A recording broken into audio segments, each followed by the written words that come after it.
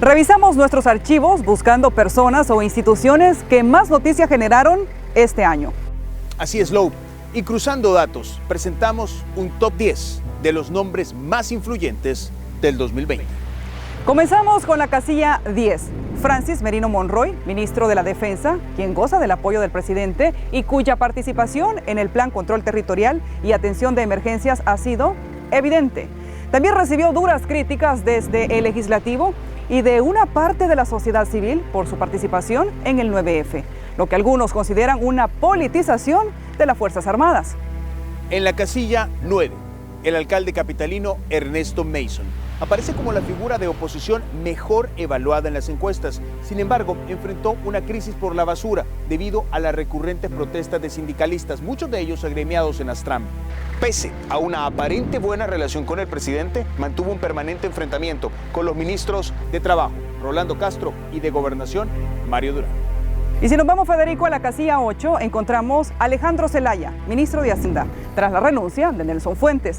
Ha sido el rostro más visible en las negociaciones de préstamos, encabezando una cruzada contra la evasión y enfrenta una permanente polémica por el impago del FODES. La Fiscalía le abrió expediente a la cartera que dirige por el pago tardío en sueldos del Legislativo y el Judicial. Tuvo diferencias con magistrados de la Corte de Cuentas de la República sobre la existencia de fondos para honrar compromisos que Hacienda dejó pendientes de pago y tuvo enfrentamientos directos con varios diputados. Y en la casilla 7, la Secretaría Jurídica de la Presidencia fue la encargada de generar la serie de decretos que manejó la cuarentena y la reapertura económica. Sus normativas fueron constantemente cuestionadas por la oposición política y varias de ellas sometidas a control de constitucionalidad. La restricción de derechos fundamentales, que por constitución solo puede provenir del órgano legislativo, generó varios episodios de confrontación, especialmente durante los meses que duró la cuarentena domiciliar obligatoria.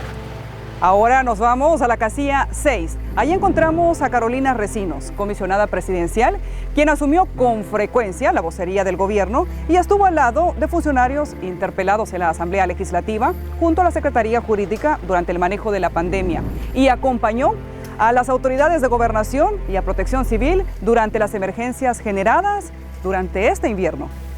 Y en la casilla 5, Raúl Melara, fiscal general de la República, abrió investigaciones y promovió casos contra funcionarios en ejercicio del cargo, como diputados, ministros y alcaldes. En el marco de investigaciones atribuidas a las ICIES, allanó con incidentes incluidos instalaciones gubernamentales. Propuso reformas de ley que permiten más autonomía a la institución, entre otros motivos porque dijo que desconfía de la Policía Nacional Civil. Se enfrentó en redes sociales al presidente de la República y manifestó en más de una ocasión que no piensa buscar la reelección en el cargo. Avanzamos y llegamos a la casilla 4. Ahí se encuentra el ministro de Salud, Francisco Alaví, quien asumió la cartera de Estado en plena pandemia y debió enfrentar uno de los mayores retos en materia de salud. Su firma está en las decisiones operativas más importantes del manejo de la pandemia, porque el ministerio fue el órgano rector, lo que le generó tantos elogios como críticas. Se le acusó de conflictos de intereses en algunas compras de insumos médicos hechas por el Estado y de poca transparencia en el manejo de las estadísticas de muertes y contagios. Sin embargo, a la luz de las estadísticas, el país ha tenido menos decesos que otros estados de la región. Casilla 3, la Sala Constitucional de la Corte Suprema de Justicia, quienes con sus resoluciones ante amparos o sentencias de inconstitucionalidad promovidos por ciudadanos o dentro del proceso de formación de ley, han sido sin duda un actor determinante en la dinámica de pesos y contrapesos de nuestra democracia. Especial mención merece su control de constitucionalidad sobre las disposiciones para el manejo de pandemia y sobre la forma en la que el Ejecutivo dirige las Fuerzas Armadas y policiales. Llegamos a la casilla 2. Ahí encontramos a la Asamblea Legislativa. Aunque hay varios nombres propios entre los 84 diputados, este año, más que en otros, el tema ha sido la institución y su relación con el Ejecutivo, especialmente tensa en escenarios como las interpelaciones, desafueros y comisiones especiales, las discusiones por préstamos y las reacciones tras la polémica del 9 de febrero. Tras 30 años de permanente conflicto, Este 2020, los partidos Arena y el FMLN han coincidido con inusual frecuencia en posturas de oposición. Gana, por el contrario, ha sido totalmente favorable a todas las decisiones emanadas desde el Ejecutivo. Y en la casilla 1, mi querida compañera y amigos televidentes, en un régimen presidencialista y con un mandatario con altísimos niveles de popularidad, sin duda, el personaje del año que más noticia generó fue Nayib Bukele. Por su estilo de gobierno, su manejo de la pandemia y su forma de comunicar, es el actor más influyente del debate político nacional. En su primer año de gobierno, ha debido enfrentar una pandemia que, vista a la luz de la estadística de fallecidos y contagios, ha tenido buen resultado comparativamente con la región, pero que derivó en niveles de endeudamiento nunca antes visto. Logró una importante reducción en la estadística de homicidios y otros delitos, pero su gobierno enfrenta señalamientos por un supuesto pacto con pandillas. Tomó decisiones firmes y audaces para enfrentar al COVID-19, pero ello le generó críticas tanto a nivel nacional como internacional por supuestas vulneraciones a derechos fundamentales. Se puede estar a favor o en contra de las decisiones del señor presidente, pero es muy difícil negar su actual nivel de popularidad. En Historias Cortas le presentamos otros nombres que también son noticia este 2020. Osiris Luna.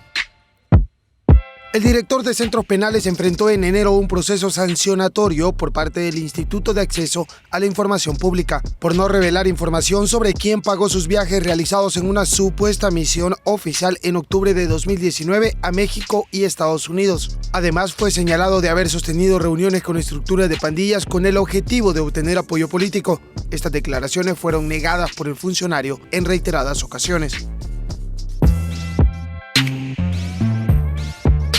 Nicolás Alfredo Martínez.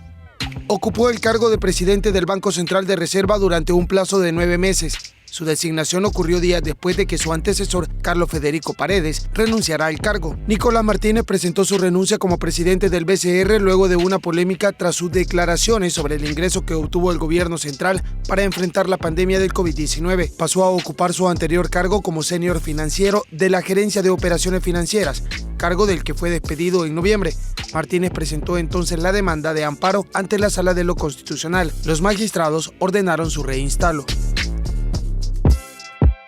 Rodolfo Parker. Diputado del Partido Demócrata Cristiano del departamento de San Salvador en el año 2020, ha sido un firme opositor del gobierno del presidente de la República, Nayib Bukele. El legislador ha cuestionado duramente las acciones ejecutadas por el presidente, entre ellas la llegada de cuerpos de seguridad el 9 de febrero al Salón Azul y el uso de los recursos del Estado para la atención de la pandemia por COVID. Pablo Anliker. Su cargo ha sido cuestionado durante la pandemia. Los diputados ponen en tela de juicio que este órgano de Estado ha otorgado referente a la utilización de los fondos durante la pandemia para la compra de paquetes alimentarios. De acuerdo al funcionario, cada acción hecha por esta institución ha estado apegado al marco legal. Arturo Simeón Magaña.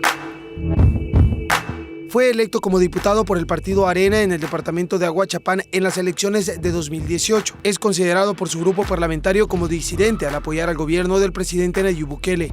El 29 de agosto, el legislador se vio involucrado en un accidente de tránsito en la colonia Escalón, donde perdió la vida una persona y otras 2 resultaron lesionadas. Tras la petición de un antejuicio por parte de la Fiscalía General de la República, al diputado se le retiró su fuero político el 16 de noviembre para enfrentar el proceso por el cual era requerido. TSE.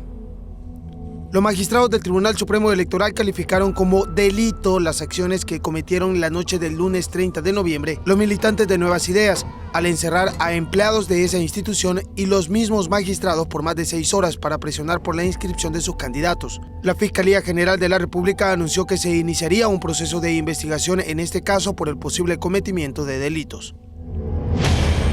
Colegio Médico. El Colegio Médico desde el inicio de la pandemia ha cuestionado algunas acciones del gobierno salvadoreño para atender la emergencia y ha denunciado una serie de anomalías en el proceso de otorgamiento de insumos médicos.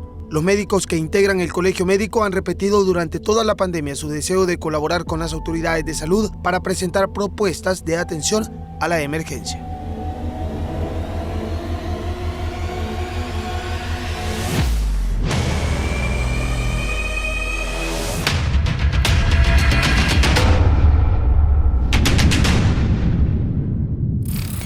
En plena agonía de este 2020, miramos al futuro, buscando los principales retos que nos plantea el 2021.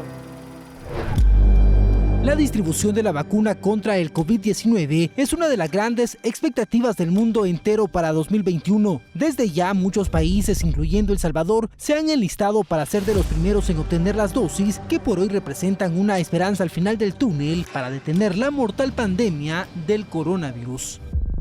Pero los expertos aseguran que el reto no solo será traer las dosis, sino garantizar la vacunación contra el virus a cada uno de los salvadoreños. Empujar y lograr una recuperación económica tras el grave deterioro que sufrió en 2020 producto de la pandemia será otro de los grandes retos que traerá consigo el nuevo año. Mire, yo creo que el reto principal se refiere particularmente al empleo. Resolver el problema del empleo es resolver el problema del bienestar de la familia salvadoreña. El 2021 también traerá consigo retos en materia de educación. La habilitación de la modalidad presencial o semipresencial. Próximo reto después de lograr eso es que podamos estar nosotros por lo menos con los recursos, contar con los recursos para poder habilitar esas modalidades.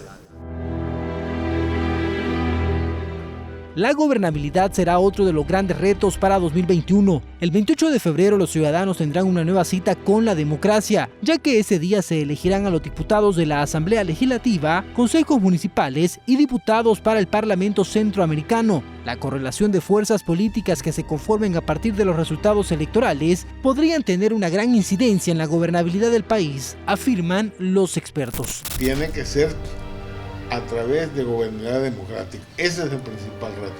Aquí en nuestro país eso significa respeto al Estado de Derecho, a la separación de poderes, es decir, respeto a la ley.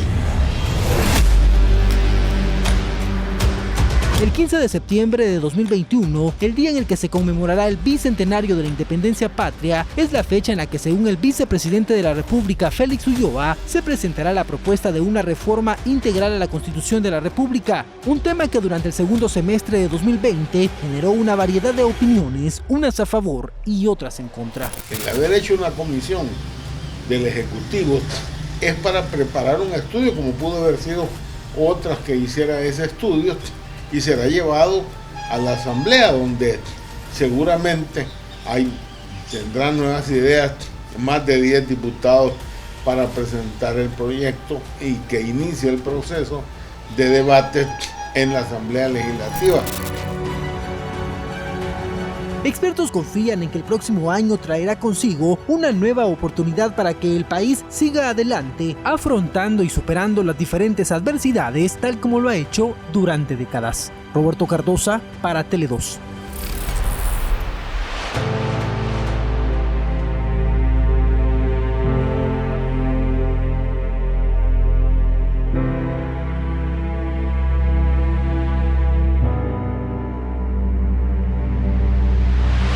Gracias por su confianza durante el 2020. Ratificamos nuestro compromiso para seguir informándoles en el 2021.